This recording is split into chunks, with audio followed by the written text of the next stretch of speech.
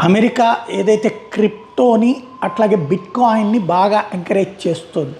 వాస్తవంగా ఒకప్పుడు ఆర్థిక సంక్షోభంలో ఉండేటటువంటి అమెరికా రెండవ ప్రపంచ యుద్ధం తర్వాత అరబ్ దేశాలను ఒప్పించి అరబ్ దేశాల ద్వారా వాళ్ళ డాలర్నే మారకం కిందన ఓకే చేయించి తద్వారా అప్పట్లో పెట్రో డాలర్ అనేవాళ్ళు నిదానంగా ఆ పెట్రో డాలర్ని కాస్త ఒరిజినల్ డాలర్ కిందకి మార్చేసి చివరికి అమెరికా ఆనాటి ఆర్థిక సంక్షోభాన్ని తప్పించుకుంది. ఆ తర్వాత ఆ డాలర్నే డామినేటెడ్ సోర్స్ కింద వాడుకొస్తుంది ఇప్పటిదాకా. అయితే ఈ మధ్యకాలంలో బ్రిక్స్ రావటం, అమెరికా, రష్యా, చైనాతో పాటుగా ప్రపంచ దేశాలు ఎవరి కాయిన్స్లో వాళ్ళు ఎవరి రూపాయల్లో వాళ్ళు అనేటప్పటికీ అమెరికా పతనం ప్రారంభమైంది. ఇప్పటికీ $30 ట్రిలియన్ జీడిపి ఉన్నటువంటి అమెరికా $39 ట్రిలియన్ అప్పుల్లో ఉన్నటువంటి నేపథ్యంలో దాన్ని తప్పించుకోవడం కోసం ఇప్పుడు క్రిప్టో బిట్కాయిన్ వైపుకి తీసుకెళ్తోంది. తద్వారా ఆరంభంలో ఎవరి నోట్లయితే ఎవరి మనీ అయితే చలామణి అవుతుందో అదే సక్సెస్ కాబట్టి దాన్ని అడ్డుపెట్టుకుని ఈ పని చేస్తుంది.